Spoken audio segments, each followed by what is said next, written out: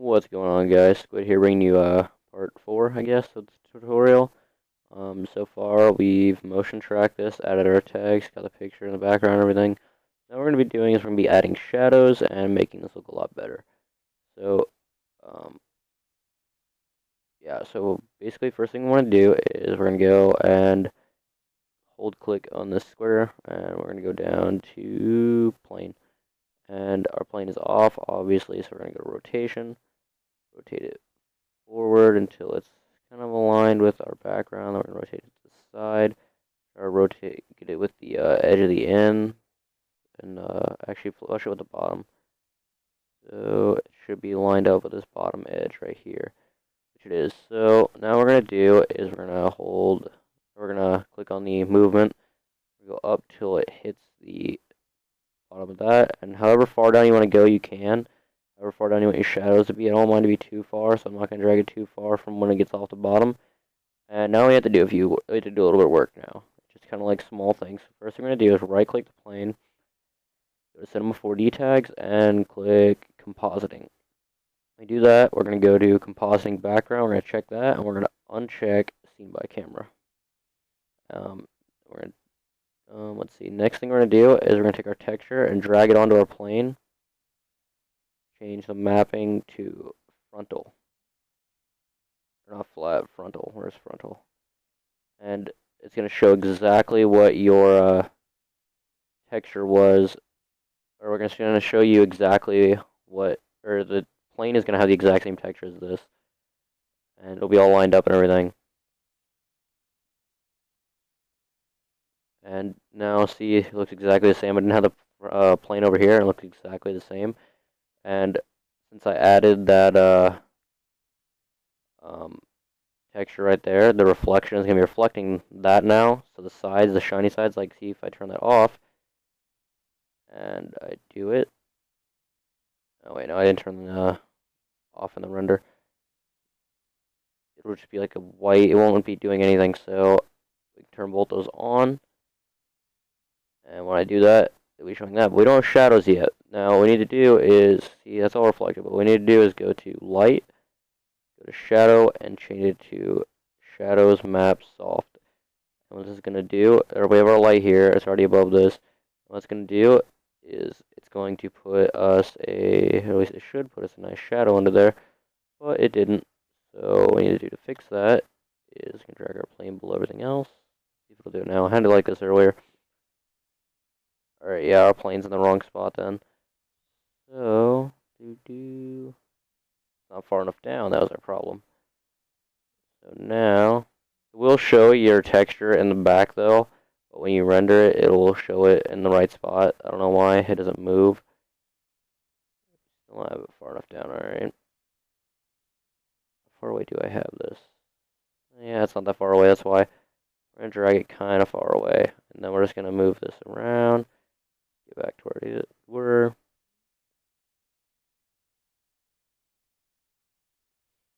Alright, why are you not doing your thing?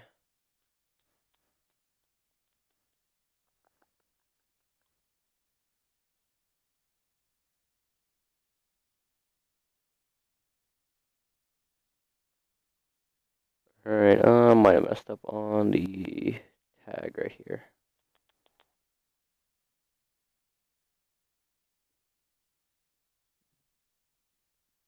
Alright, there we go, that fixed our problem. We did want to have Scene by Camera check, my bad. Alright, so as we can tell, our thing is way too low unless you want it there, but I don't, so go to our plane, and we're just going to move that up until it hits the bottom. Now we're just going to drag it down just a hair. Look at it a few times. That's not looking too bad. Yeah, that's kind of where I want it. It's looking pretty good right there. I'm just going to scroll through a little bit, make sure I like it in its other spots. Alright, so now it's looking fairly realistic. I'm liking this. I'll move one more time just to see what it would look like, but let's look at it one more time. Yeah, see now, as you can see, the shadows are not as strong. So I'm just going to Control Z that. Look at it one more time. yeah, it's looking pretty good right there. It's looking 3D. It's not flush on there, but it is looking fairly nice. So, next thing you want to do is now we're ready to render this out. And what we're gonna do is we're gonna go and click this right here, this little movie clicky thing. I don't even know what they're called, with the gear next to it. And this is what we're gonna use to set everything up. So we're gonna go to save. Click. Where is it? We're gonna go to QuickTime Movie. It'll make the smallest file for you. We're gonna click.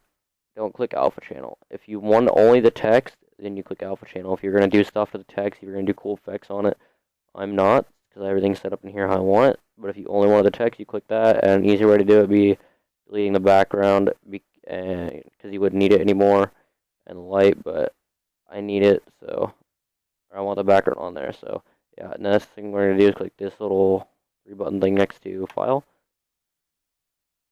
and we're gonna save our video in there. So I'm just gonna type stolen intro and click save. Now what I want to do is go to, oh, I don't want multipass on. I had that on earlier for something else. Wait, is it still gonna work if I have that off? Alright, yeah, I don't need multipass. Alright, so now what we're gonna do is we're gonna go to output. And this is where you gotta be careful.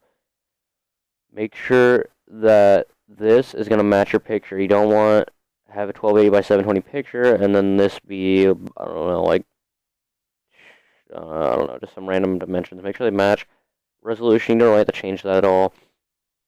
Film aspect, you only need to change that. Pixel aspect, frame rate, don't change any of that. Now, what we're going to do is, see how this is saying current frame 179 and 179? That would just render out a picture. That's what we don't want. So we're going to click all frames.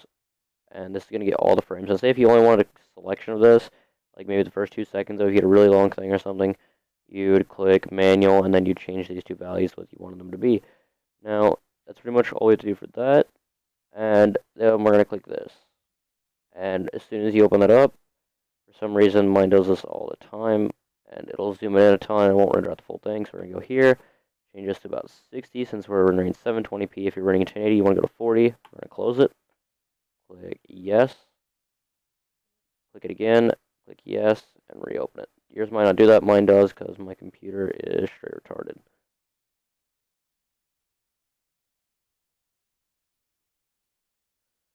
Alright, so now this is going to render out. I'm going to come back and I'm going to show you guys this once it's done rendering out. It's going to take probably a couple hours, a really long time. My computer's fairly slow. As you can see, it's taking 5 seconds to render an individual frame.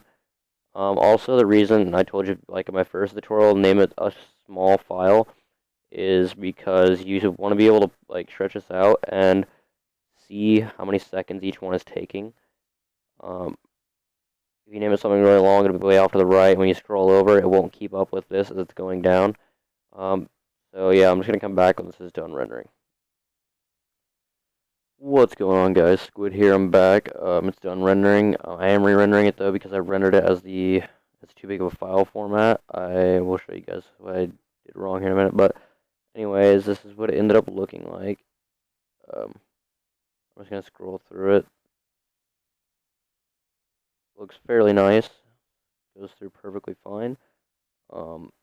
Shadows look great. So, actually looks pretty 3D. The Team Toss should be out within the next probably 2 weeks-ish. I don't know. I'm kind of busy. Leader of the clan, so it's alright. But, yeah, reflections look great. Everything looks fine. So,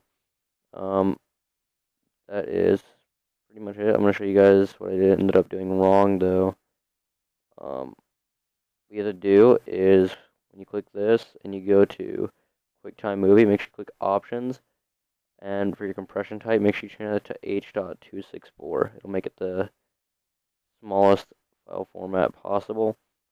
So, that's pretty much it. I'm re-rendering this. Thanks for watching. I know this has been kind of a long, drawn-out tutorial, but my computer's slow. I could have made it in 2, but, well, okay. I shouldn't have done that, but anyways, that's pretty much it. I'll see you guys later. If you have any requests for tutorials, this help you, leave a like. If you have any requests, put them in the comment. Oh my gosh, can't talk. Like 3 in the morning, comment box below, and I will try to do them, and or if they're just something simple, I can link you one. But that's pretty much been it. I will see you guys later. Thanks for watching.